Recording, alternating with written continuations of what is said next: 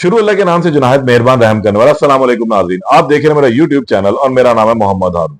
बकरे की माँ आखिर कब तक खैर मनाएगी, एक बड़ी मशहूर मिसाल है, कहावत है कि इसका मतलब ये बनता है कि अगर कोई शख्स गलती पर गलती करता ही चला जाता है तो आखिर कब तक वो करेगा। एक ना एक दिन तो उसे छुरी के नीचे आना है। कुछ इसी तरह ही कोई वाकया जो है वो दानिया शाह के खावेन, उनके शोहर, उनके दूसरे शोहर हकीम शहजाद उर्फ लोहा पहाड़ के साथ पेश आ चुका हुआ। हकीम साहब गुज़िश्ता काफी अरसे से सोशल मीडिया की खबरों की जीनत बने हैं और उसकी सबसे बड़ी वजह दानिया शाह खुद है कि दानिया शाह ने एक तो उनको दोबारा एक नई जहद, कुव्वत और जिंदगी बख्शी जब उनसे निकाह कर लिया। यानी कि हकीम साहब अपने लोहा पहाड़ माजून की वजह से तो मशहूर थे, लेकिन दानिया शाह से निकाह के बाद वो डबल मशहूर हो गए। इनका चूरन भी बिकना शुरू हुआ, इनका माजून भी बिकना शुरू हो गया और रही सही कसर दानिया शाह के साथ शादी के चर्चों ने जो है इन्हें आसमान की बुलंदियों तक पहुंचा दिया।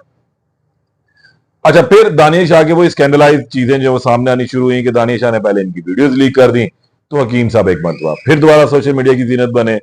फिर दानिया शाह ने एक अपने कैमरामैन के साथ वीडियो शूट कर लिया, तो फिर दोबारा हकीम साहब जो है वो जीनत बन गए, क्योंकि जाहिर सी बात है वो उनके खावंद है तो बहुत सारी चीजें उनसे रिलेट होती रही हैं।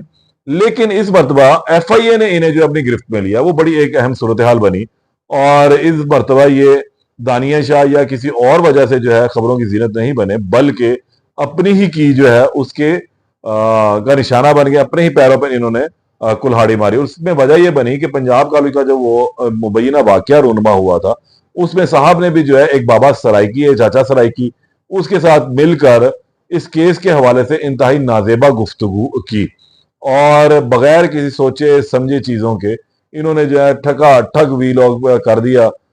मैंने एक वीलॉग इनका देखा जो 22/10 के हवाले से था, तो तारिक ने कहा जी मुझसे गलती हो गई है और मैंने कुछ नाजेबा अल्फाज जो हैं वो दोहराए हैं और मैं मादर चाहता हूँ। फिर उन्होंने अपने एक दोस्त नदीम का भी जिक्र किया कि बैरून मुल्क से उन्होंने भी शदीद गम और गुस्से का इजहार किया, तो उनसे भी इन्होंने माफी मांगी, इदारों से इन्होंने माफी मांगी, लेकिन बात आगे जा चुकी हुई थी। एफआईए ने इस केस में इनको गिरफ्तार किया और बाकायदा प्रेस रिलीज जारी की। एफआईए मुल्तान ने कार्रवाई की थी 2 रोज कबल, जिसमें कहा था कि जनाब हकीम लोहा पहाड़ साहब को जो है गिरफ्तार किया गया। उन्होंने नाजेबा वीडियो गुफ्तगू जो है वो की थी और उनका जो बाइस है वो गुफ्तगू वो इस तमाम केस को खराब करने के हवाले से थी, बाइस थी, इंतशार फैलाने के हवाले से थी। तो इस वजह से अब इनको गिरफ्तार किया जाता है। पहले तो तरदीद आती रही, मैं भी आज फोन कर रहा था इनके नंबर जो मेरे पास थे, तो वो नंबर बंद जा रहे, किसी का रिस्पॉन्स कोई नहीं आया। फिर अब फिलहाल ये एफआईए की गिरफ्त में है। एफआईए ने मुल्तान इन्हें गिरफ्तार किया और अब शायद इन्हें लाहौर लेकर भी आ सकती है, क्योंकि ये कार्रवाई वहां पर हुई मुल्तान में। मुकदमा जो है एक दर्ज हो चुका हुआ था एफआईए साइबर क्राइम में, वो था लाहौर में, और एक मुकदमा पुलिस ने दर्ज किया था थाना डिफेंस ए में। तो इन दोनों मामलात में जो है अब कार्रवाइयों का सामना है मुख्तलिफ लोगों को, जिन्होंने इंतहाई ऊल फूल बगैर किसी समझ बूझ के जो बोला इस केस के हवाले से। कुछ नहीं देखा गया कि सोचा गया कि इसके कितने खतरनाक नताइज जो है वो निकल सकते हैं।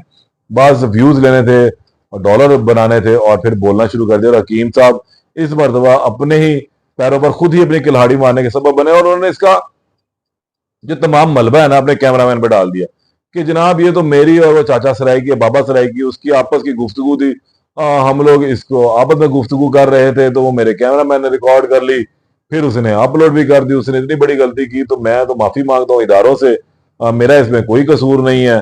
तो लेकिन वो जब अपलोड हुई तो फिर वायरल भी हुई। इसका तमाम गुस्सा उन्होंने कहा जी मैंने तो कैमरामैन को भी नौकरी से निकाल दिया। भाई कैमरामैन को तो जो आप कहेंगे वही वो करेगा, ये कैसे मुमकिन है कि कोई अपनी मर्जी के खिलाफ कोई चीज चला दे। आपको भी था कि यार ये मैं ऐसा गुफ्तगू करूंगा, ये वायरल होगी और भागेगी, तो फिर वो भागी तो भागी, वो भाग के सीधे ऐसे घर जा पहुंची जहां पर उसने पनाह ली और उसने कहा जब मुझे भगाने वाला ये शख्स है हकीम लोहापाड़। फिर वहां से एफआईए भागी और इन्हें मुल्तान से जाकर गिरफ्तार कर लिया। तो इस दफा ये जो है ना खुद अपने ही छुरी के नीचे आ गए, लेकिन कोई दानिया शाह या कोई और तीसरा इनकी इस मरतबा जो आसमान को छूने वाली बुलंदियां थी उसका जिम्मेदार नहीं है, ये खुद जिम्मेदार है। और अब भी देखें अब आने वाले दिनों में क्या होता है, ये अपनी जमानत करवाएंगे या मुकदमे से डिस्चार्ज होते हैं, वो तमाम सूरत हाल सामने आ जाएगी। लेकिन फिलहाल हकीम साहब भी जो है वो एक मतलब माजून बेचते बेचते एक बेतुका किस्म का चूरन बेच बैठे, और अब इस चूरन के चक्कर में वो अंदर बैठे हुए हैं। लेट्स सी कि कब वो सलाखों से बाहर आते हैं। बाहर आएंगे तो उस वाले से भी आपको आगाह करूंगा। तब तक के लिए इजाजत दें। अल्लाह ने के बाद।